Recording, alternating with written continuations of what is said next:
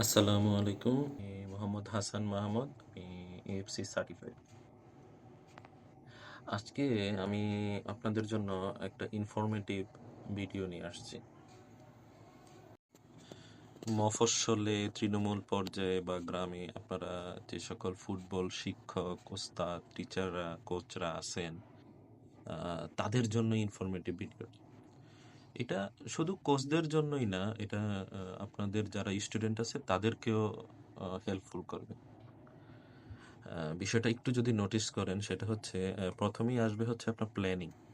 মানে আপনি আগামীকালকে বা আজকে কি ট্রেনিং করাবেন, সেটা আপনি একদিন আগে বা যতদূর সম্ভব হয় এটা আগেই আপনি প্ল্যান করে আসবেন বাসা থেকে। কি কি ট্রেনিং করাবেন? আপনি হুটহাট করে আইসাই আপনি কি ট্রেনিং করাবেন আপনার যদি আগে কোনো প্ল্যানিং না থাকে? আচ্ছা। তারপর আসবে